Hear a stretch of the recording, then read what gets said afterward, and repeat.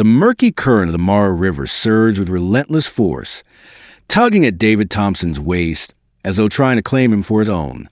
The dark, churning waters had already swallowed entire branches, uprooted shrubs, and even the carcass of a wildebeest that had lost its footing earlier that morning. Now, they lashed against David's torso as he struggled to stay upright. Clinging desperately to his soaked shoulders, claws hooked into the fabric of his vest, was a trembling lion cub, no more than 4 months old. Its tiny chest heaved with fear, forslicked and eyes wild with panic. Each shallow breath a tiny miracle of survival. David's heart pounded in his chest like a tribal drum.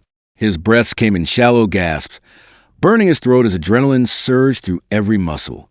The shock of the cold water had hit him like a slap to the face, but it was nothing compared to the danger that loomed beneath the surface. Jagged rocks, hidden branches, crocodiles. He had known the Mara River for years, had studied its moods and tempers, but today it had transformed into something feral and unpredictable. And yet, he had not hesitated. Just 15 minutes earlier, he had been kneeling on a sun-drenched rise near the bank, surrounded by his equipment. Tripod, lenses, spare batteries, his well-worn camera bag slung lazily across a rock.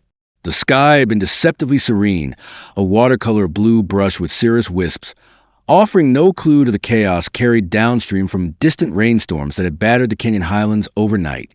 David had been adjusting the aperture on his Nikon D6 when a high-pitched yowl sliced through the ambient hum of the savannah. At first, it didn't register.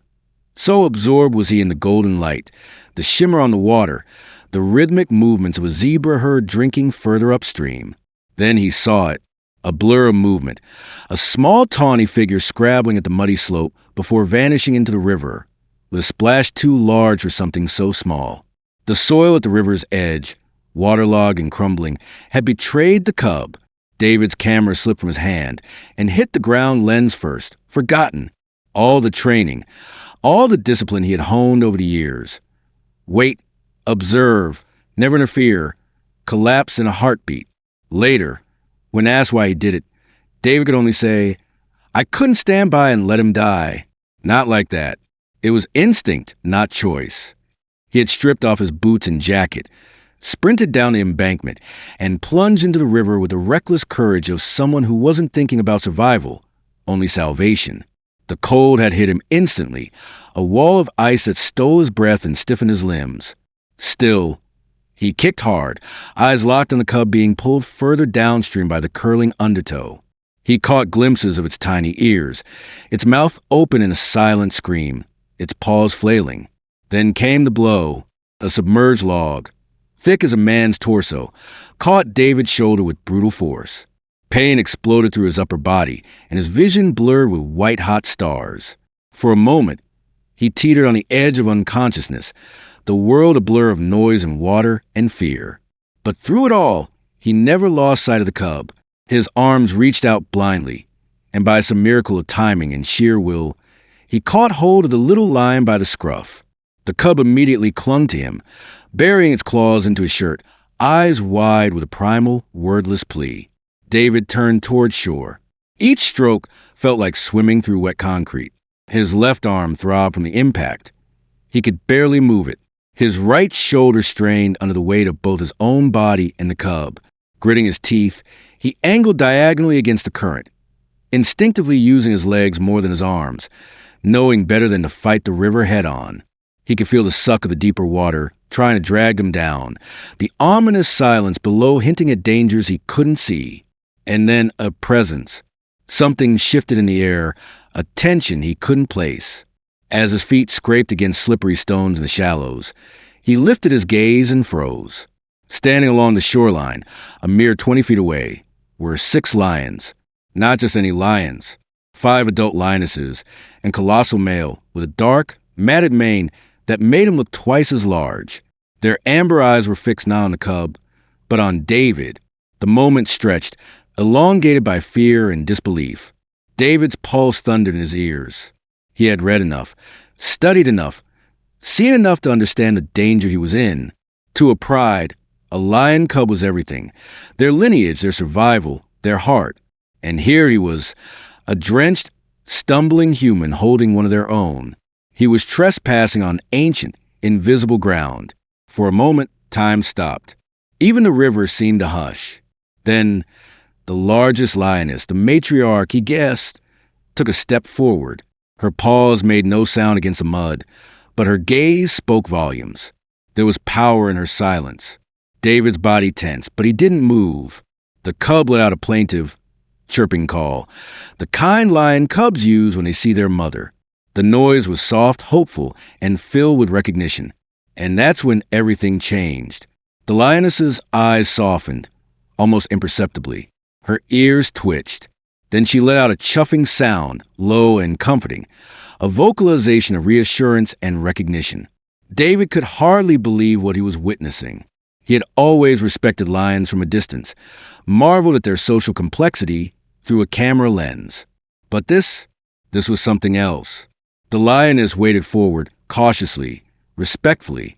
Her golden form rippled in the sunlight as water lapped around her legs. David didn't dare move. He could feel the cub shifting in his arms, responding to her presence. The lioness paused 3 feet from him. Then, in an action that would later stun the global scientific community, she bowed her head, not out of submission, out of acknowledgement. David blinked, water stinging his eyes. Was he hallucinating? Could animals truly exhibit such gestures? Deeply social, even spiritual cues that seemed to cross species? Then came the grooming. The lioness leaned in and ran her tongue over his forehead, once, twice, 3 times. Her tongue was rough, sandpapery, but the touch was gentle, ritualistic. Lions groomed their pride members to reinforce social bonds, to show unity. To do this to a human? David's breath caught. He was too stunned to speak, too overwhelmed to analyze. But deep within, he understood. She had seen what he had done. She had recognized the act of compassion. One by one, the rest of the pride approached, surrounding David like sentinels. There was no aggression, only curiosity. The massive male lion, whose mere presence could induce terror, simply lay down, eyes half-lidded, tail swishing in the dust. The lionesses moved in a wide arc, circling around David like dancers in a sacred procession. The cub wriggled in David's arms, eager now, gently. David knelt and placed him onto the soft mud. The reunion was instant and emotional. The mother rushed forward, licking and nuzzling the cub, making soft mews and murmurs. The others joined, inspecting, sniffing, each one offering what could only be called affection.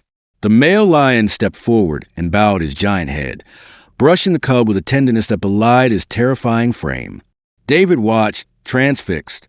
The wild had always fascinated him, but this moment felt like it was born from legend. He wasn't an observer now. He was part of it. Then came the farewell, and the most astonishing gesture yet. When David tried to quietly back away, the matriarch lifted her head and made a low, guttural sound unlike anything he had ever recorded before. The pride responded instantly, forming 2 straight lines, one to his left, one to his right, leading back toward the rise where his equipment lay. They were escorting him. Side by side with the lions, David walked, soaked, muddy, shivering, but somehow reverent. Each step felt like part of a ritual, the cub padding beside his mother, occasionally brushing against David's leg as if marking him as kin. When they reached his gear, the lions paused. The matriarch stepped close once more and pressed her forehead gently against his.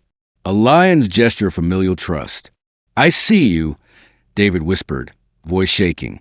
"And I thank you." The lions nuzzled him one by one in gestures of calm farewell. Then, as silently as they had come, they turned and melted back into savanna. David stood alone, but something inside him had changed forever.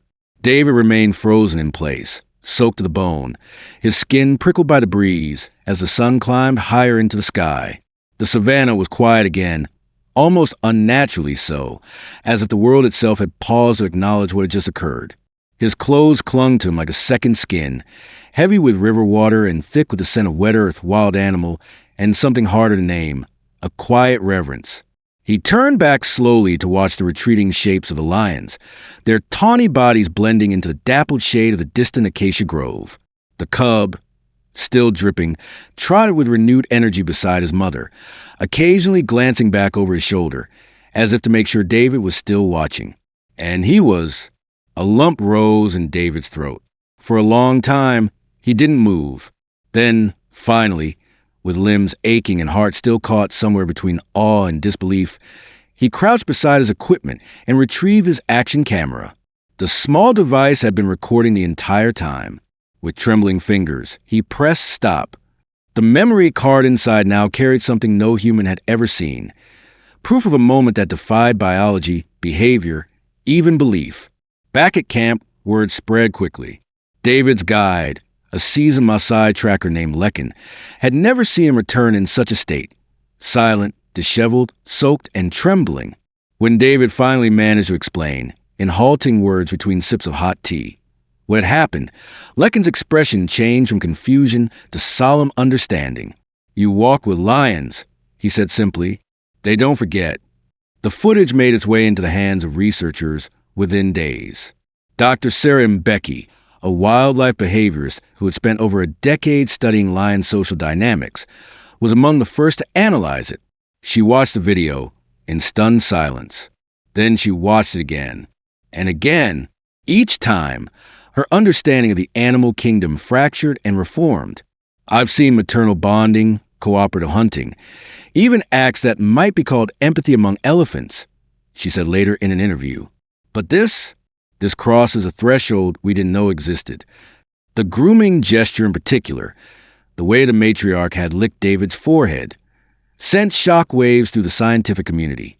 Grooming in lions is not just cleanliness, it's communication, emotional acknowledgement, social acceptance.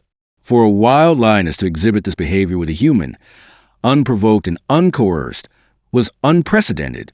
Experts debated for weeks. Was it gratitude? Recognition? A social impulse projected onto a perceived savior? But for David, no amount of scientific language could explain the look in the matriarch's eyes. He had seen her soul, and she had seen his. That was all.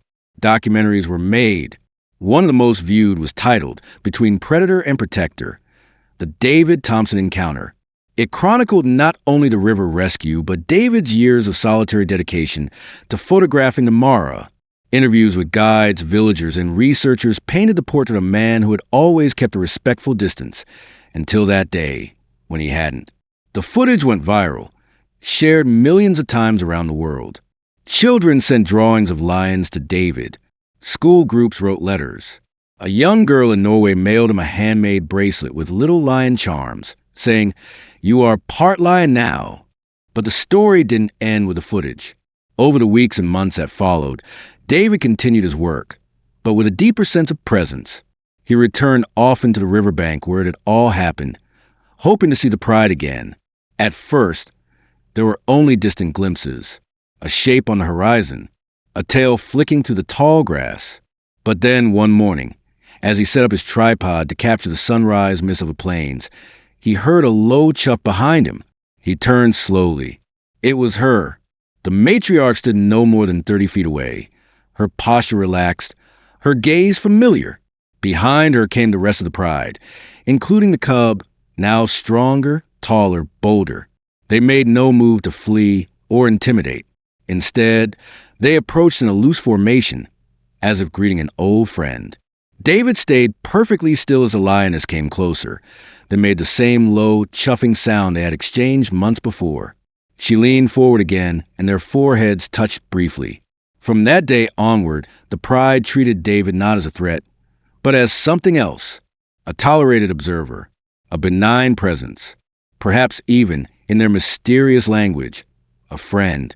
Sometimes they would appear and rest near his vehicle, lie in the shade it cast as he worked. The cub, now a juvenile with larger paws and curious eyes, would sit close, watching David's every move.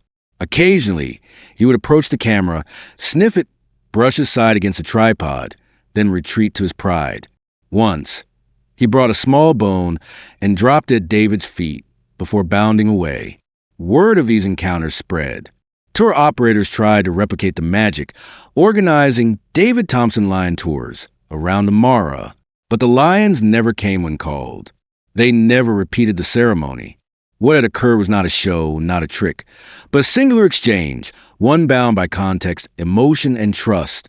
The Maasai began referring to David by a new name, Ndugu Wasimba, brother of the lions. Dr. Mbeki, moved by the story and its implications, launched the Thompson Marr Research Foundation, aimed at studying interspecies communication, cognition, and empathy. The footage from that day became part of a larger database on animal sentience. Researchers across Africa began noticing small, similar incidents, acts of seeming emotional depth between animals and humans. We had always believed that empathy was a human domain, she said during her keynote at the World Wildlife Summit. But David's story shows us that empathy is an intelligence in its own right. The pride didn't act out of instinct. They acted with comprehension. And still, none of it could be adequately explained. Not the grooming, not the escort, not the farewell. Because some things don't belong in research papers or documentaries. Some things belong to the realm of reverence. David didn't seek fame. He turned down most interviews. He declined book deals. What mattered to him was not the legacy, but the lions. He continued to photograph the Mara, but now his lens lingered longer on the small gestures. A mother comforting her cub, the brush of a tail against a companion, the way lions shared silence like language. His photos changed. They became less about spectacle, more about story, less about the power of wildlife, and more about his heart. Years later, when the cub he had rescued reached adulthood, something extraordinary happened again. David was documenting wildebeest migration from his vehicle when a lion, now a towering male with a dark, distinct patch on his shoulder, approached out of nowhere. David froze, camera raised halfway. The lion came closer, closer still. Then, with the same calm that had defined his pride from the beginning, he lay down beside the Jeep, his body pressing against the tire. He let out a long sigh and closed his eyes. David reached out, not out of impulse, but understanding, and placed his hand gently on the lion's massive flank. The two sat together for nearly an hour. No camera could capture what passed between them. No research could quantify it. But it was real. It was memory, recognition, family. David would later write in his journal, he remembers. They all remember. I was not just a man who saved a cub. I was a man who stepped out of the boundary we drew and found something waiting there.